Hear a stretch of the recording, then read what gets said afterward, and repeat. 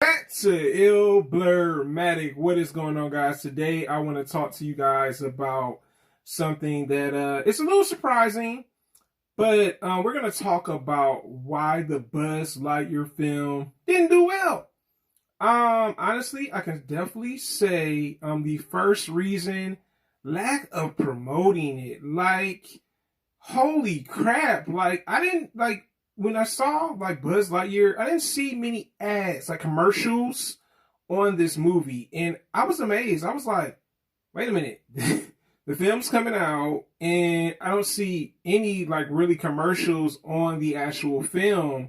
And I think Pixar missed the mark with that. I'm not gonna lie to you guys. I think that's something Pixar took an L with. Like, I was like, how y'all got a film out and it's not being shown enough on TV? And don't get me wrong, I'm not like, oh man, but at least promote your film. And I think that's something I really did look at. I said, yo, this is not working out for Pixar. I was like, poor Pixar, poor Pixar. Oh my God, guys. I just was like, man, this is looking bad. And I mean, that is the thing. So Pixar should have promoted this a little bit more. I felt like with some of their previous Pixar movie releases, we saw more commercials of. I mean, even with freaking Soul, that was like literally on Disney Plus, and I saw like barrages of commercials on Soul, even though it's like one of my new favorite Pixar films, you know what I'm saying, out of the recent years. There's some other films too, like Onward, and stuff like that. So Pixar missed the mark. Like, you can't just think like, okay, well, we're gonna throw this film out here. The only promo that I saw that was decent, and this is the thing now, with it being on Disney Plus, was the documentary to learn what the Buzz Lightyear film was going to be briefly about in the history of Buzz and how he came to be this beloved character that we've seen in Toy Story, but also now in a standalone film for his human side, not the toy version. Now, let's talk about number two. Number two, the second reason why this film, and this is something that you have to really be careful with when it comes to releasing films in theaters. Competition. Competition was the other problem. And who were some of the competition that Buzz Lightyear had? We got the Top Gun film with Tom Cruise. That was one of the big competitions. The other film was the Jurassic World Dominion. I heard that was a really good movie. And me, I'm very nostalgic. I have not seen any of the Jurassic World movies. I've stuck to the first three movies, but I've been hearing mixed reviews on that. A lot of people liked it. There were some people that didn't like it.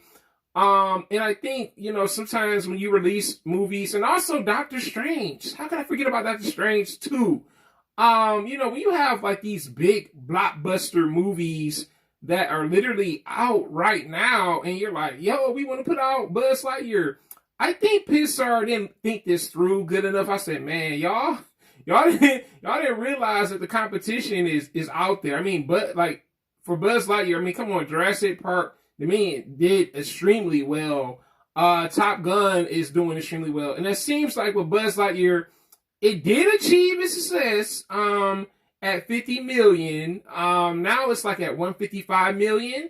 And, it's well, you guys missed the mark. The competition seems like they have other things going on, and they literally love the other films. And I think sometimes they could, sometimes pushing a date back does help for films. I'm not going to lie.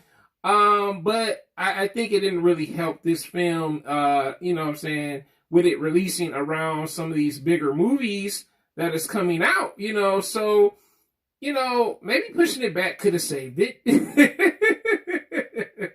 And then again, I could be absolutely wrong about that.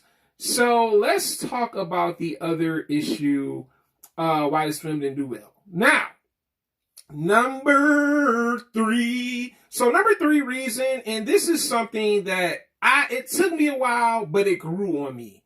Tim Allen not being Buzz Lightyear. Man, talk about disappointing, right?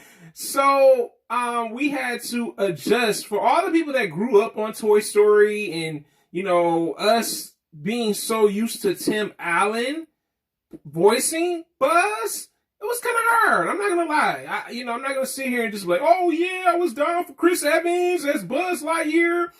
It took some time. When I got to watch the film, I started to realize, I'm like, it makes complete sense why they went with a younger Buzz Lightyear, because they needed someone to do maybe the action scenes for this freaking movie. So I was like, oh, it made sense.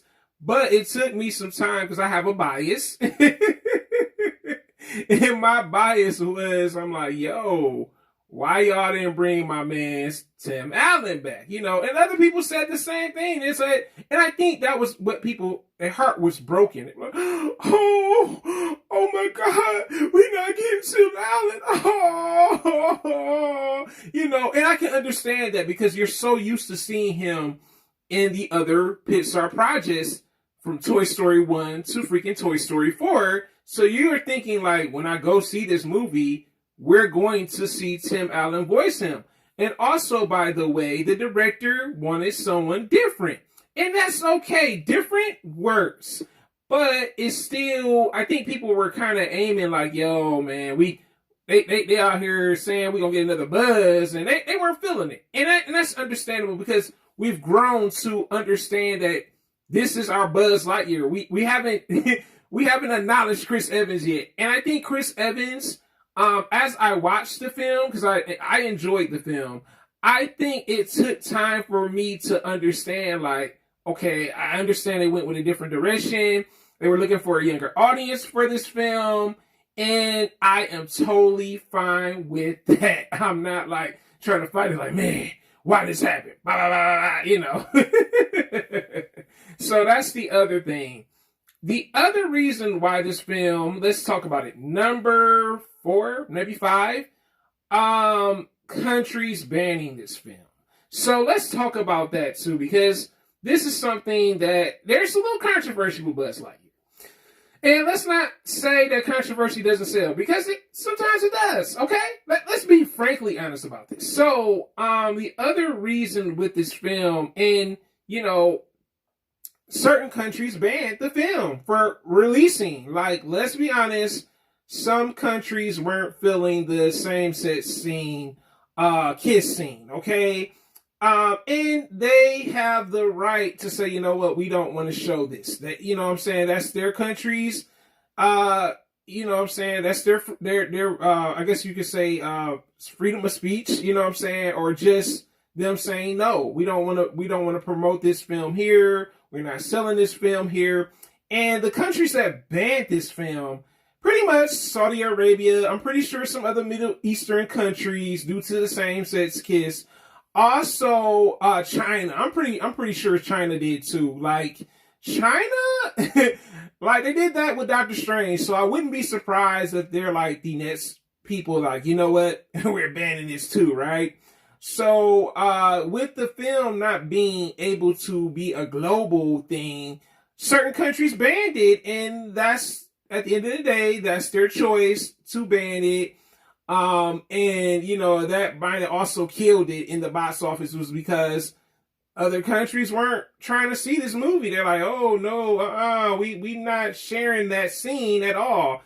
I mean, I find it kind of crazy that, I guess to some degree, different countries just are not feeling certain films. Like, if there's one thing or two things they don't like about it, you can kiss your film goodbye. It's not gonna happen. It's not going to be in theaters in certain countries. And I guess that's kind of a realistic view on it, like when I really think about it now. So it is very interesting how this Buzz Lightyear film went. The next thing I would like to say about the Buzz Lightyear film, why it didn't do well, I think the other reason why, audience. Let's talk about the audience for this film. And I want to talk about this because I've read a couple articles on this. This audience didn't, it didn't really work. It didn't really work for Buzz Lightyear. They said majority of the people that went to go see this, oh my God, you're going to be amazed. So, literally, when I think about this now, it's still mind-boggling. Like, this is the biggest Pixar film in the box office. Like, for a first week run. Like, you know, the thing is, pretty much with Pixar, they didn't have the audience. And the only people that, they said, majority of the people that went to go see this film, and it still amazes me, it's single people. They said single people went to go see the film. It was majority single people that went to see the film, not as much kids. And I can understand that due to the one scene that may not, you know, appeal to certain parents due to, you know, certain things. But I'm amazed that this film, mostly single people went to go see. So it's probably people that were like fans of Buzz Lightyear, you know, back when Toy Story came out, and they gave it a go. Also, there was a nice woman demographic that went to go see Buzz Lightyear. So it kind of sucks to some degree. But I think with Pixar, they're going to definitely have to figure this out. And it's sad because, you know, when you think about it now, it's like, man, you guys missed the mark with this film. I mean, let me ask you guys this too. If you think they could have kept the one scene out, and like I said, it was briefly shown, the same sex kiss scene, would this film be better? Like, would this be the top of the box office, excuse me, minus that scene? Because like I said, it was briefly seen. I think Pixar could have did without it. To some degree, but it was briefly seen. It was just like a couple seconds. That was it. It wasn't like, you know, a whole thing, you know. But it's interesting. It's interesting because the thing is, Pixar lost out on their kid audience. Adults, young adults went to go see the film. You know what I'm saying? Women as well. But I think they missed the mark, and now they realize, like, yo, we gotta rethink this. Because now, if they decide to do a sequel, because the movie right now is still it's still in theaters.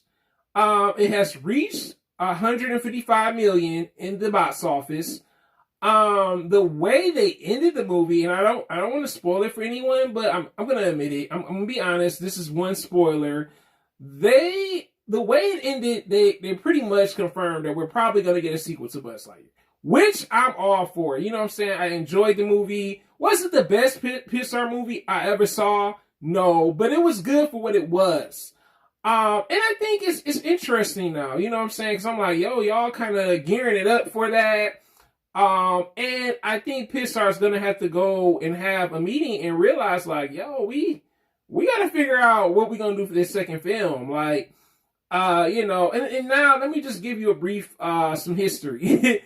The biggest Toy Story movie opening, and I know a lot of you guys probably don't know, is Toy Story 4. Toy Story 4 had their biggest for adult audience and kid audience. I thought that was really cool. So if Pixar expects for a second film to actually happen, they're really going to have to think about where to go next. And I think this deals with the audience. You're going to have to learn, where to go with this. Because if it's not working, you know what I'm saying, you can reinvent the wheel, but you're going to have to go with a different direction for another film, especially if you're going to do a sequel for this. Because like I said, they're like, ooh, you saw the scene, you're like, sequel. So, it's definitely interesting. I just don't know, man. It's weird. It's weird that, now that we see this, you know what I'm saying? It's like, yo, like, is there anything else they can do to, like, redeem themselves? I mean, there's still time for that film to succeed. I'm not saying that it's not. It's impressive that this is one of the biggest openings for a Pixar film. You know what I'm saying? Besides, I guess you could say Toy Story 4. But yeah, it's definitely interesting, man. Like I said, certain countries banned it. You know, the same sex scene, excuse me. Then you had some other things too. Like I said, I think the promo did kill it. They didn't really promote it enough. I'm like, how do you have a film and you don't promote it enough? You know what I'm saying? It's like, hey, look, I'm out here.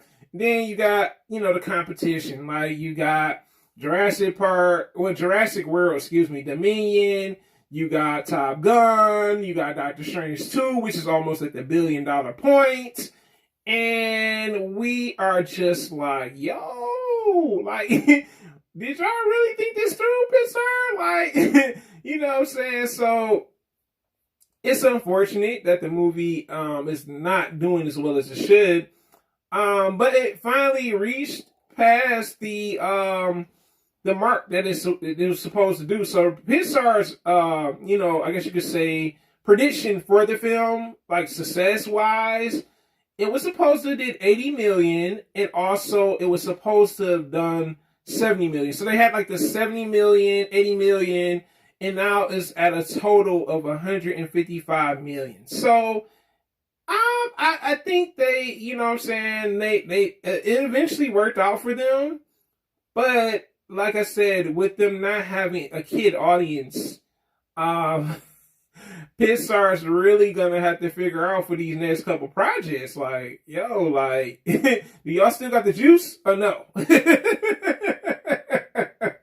And that's being realistic about it. It's like, well, you guys still have that Pixar that I remember, you know what I'm saying, from whether it was Buzzlightyear, whether it was Toy Story, whether it was Soul, all these, different Pixar films, Coco, you know what I'm saying, and just really come up with a formula that that can help, you know what I'm saying, because if not, Pixar might just have adults seeing their films to some degree, and I mean Pixar, that was the thing. And then the other problem, and I want to say this too, was just the other way they promoted it, which was a little weird. Having a documentary before a film, great. I'm not gonna lie to you guys, I enjoyed the Buzz Lightyear documentary because I don't know much about his character, and the inspirations behind it were really cool, and like the original designs, they showed that, and then they showed briefly the film. Tim Allen was in the documentary, so, you do get some Tim nostalgic.